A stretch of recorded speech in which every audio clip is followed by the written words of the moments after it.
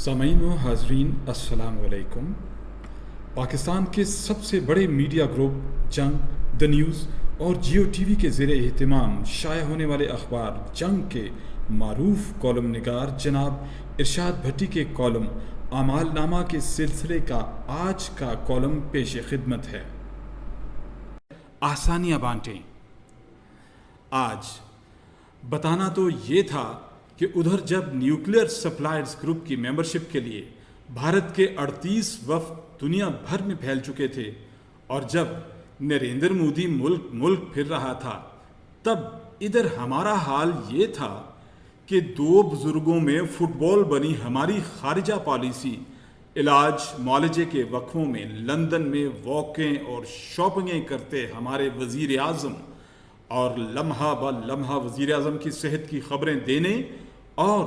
عمران خان کی خبر لینے میں لگی ہماری حکومت۔ آج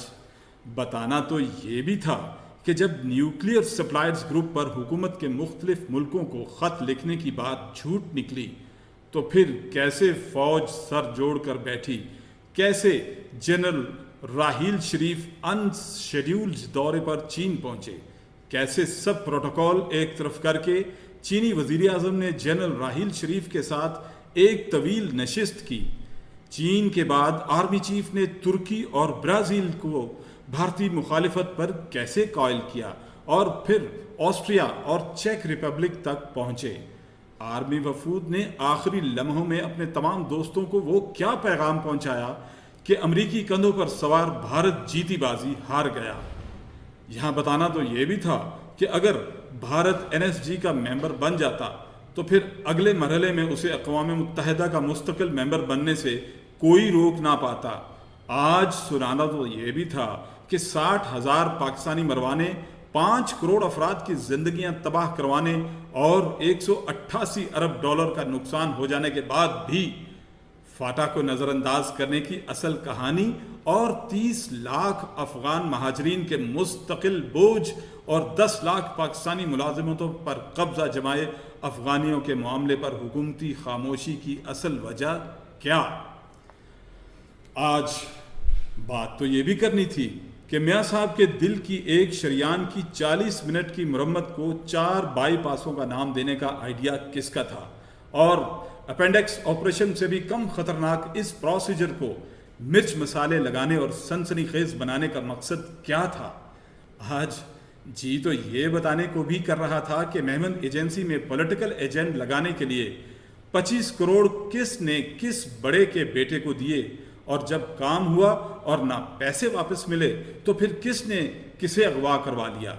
آج خواہش تو یہ بھی تھی کہ اس سیکیورٹی اور چیکنگ سسٹم کا برقع اتاروں تاکہ جو دن دہاڑے ملتان سے خانیوال، خانیوال سے فیصل آباد اور پھر فیصل آباد سے علاقہ غیر مطلب آدھے پاکستان میں پھرتے پھراتے حیدر گیلانی کو برقعے کے پیچھے دیکھ نہ سکا۔ آج آرزو تو یہ قصہ سنانے کی بھی تھی کہ کپتان اور ڈاکٹر قادری کو رمضان میں 3 بڑے شہر جیم کرنے پر راضی نہ کر سکنے والا 5 کا ٹولہ اب عید کے بعد لاہور، کراچی اور اسلام آباد میں کیا کچھ کرنے کے موڈ میں۔ آج تمنا تو ان رازوں سے پردہ اٹھانے کی بھی تھی کہ حسین حقانی سے لا تعلقی پر پی پی کیوں مجبور ہوئی۔ وہ کون سے معاملات کے جن پر زرداری صاحب اور بلاول اب آمنے سامنے، اور شاہوں میں اتنے اختلافات کیوں ہو گئے کہ برطانیہ میں بھائی کے گھر بھائی نہ ٹھہرا، بھتیجے چاچے کو سلام نہ کریں، ایک بھائی کی 3 ذاتی گاڑیاں گراج میں مگر دوسرا بھائی اپنی بیوی اور بیٹے سمیت ٹیکسیوں پر، اور پاکستان پر حکومتیں کرتی شہزادی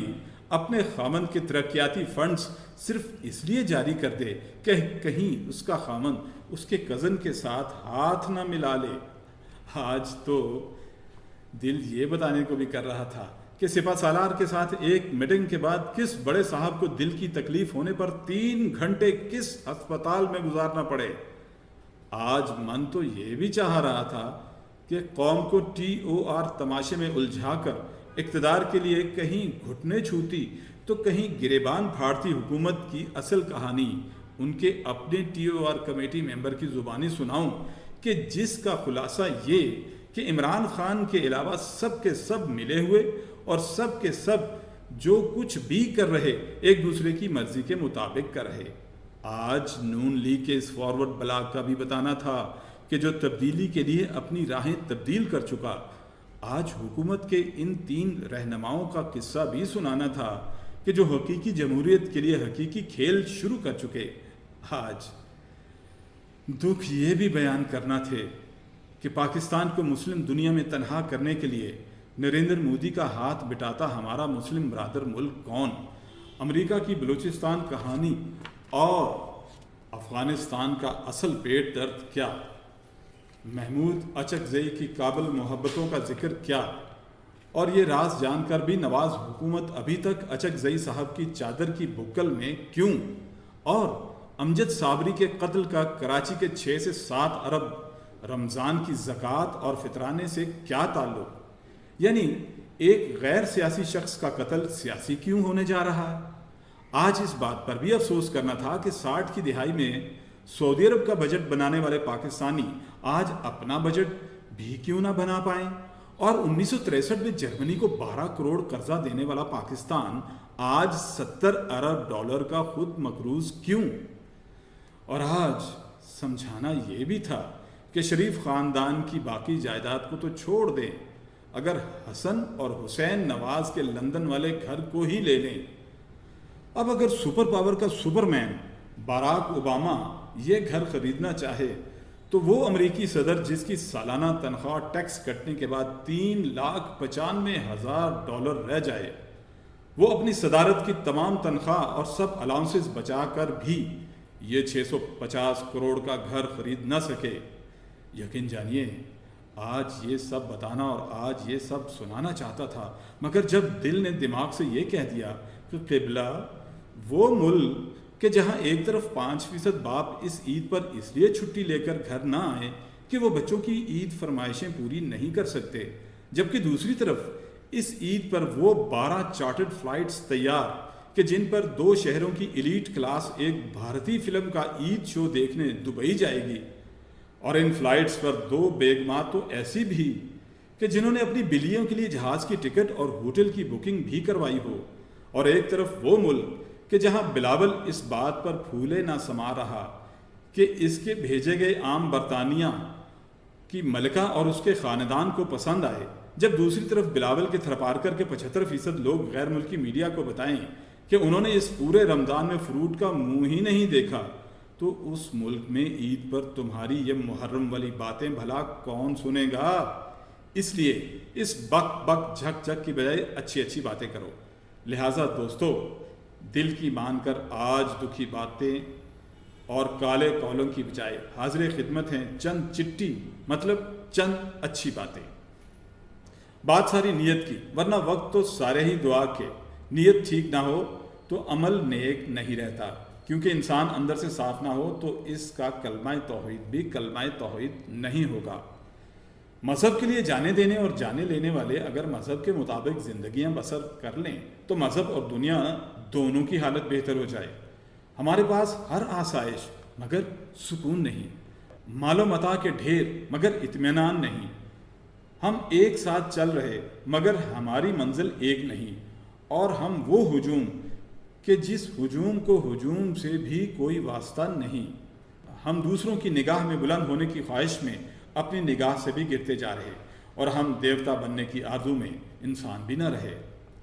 اپنے منصوبوں میں موت شامل رکھو، کبھی خسارہ نہیں ہوگا۔ ایک دن حضرت موسیٰ علیہ السلام نے اللہ تعالیٰ سے پوچھا کہ آپ نے چھپکلی کو کیوں پیدا کیا؟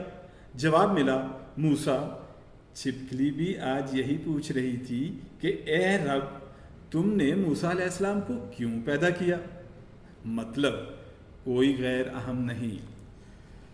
حضرت علی رضی اللہ تعالیٰ عنہ کہا کرتے، میرے مالک، میرے لیے بس یہی عزت کافی کہ میں تیرا بندہ اور تو میرا رب۔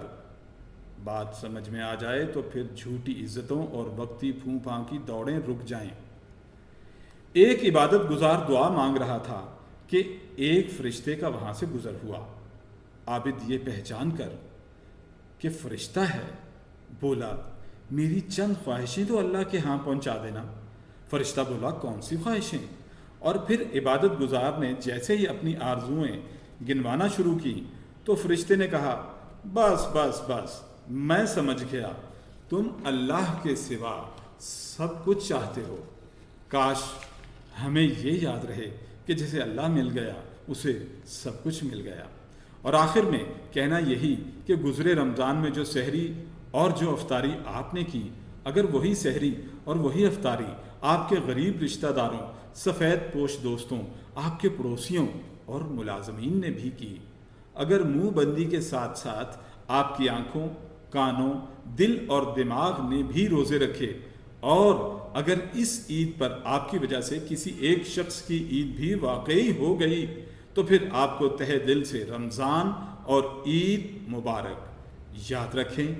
آسانیاں بانٹنے والوں کو آسانیاں ملتی ہیں۔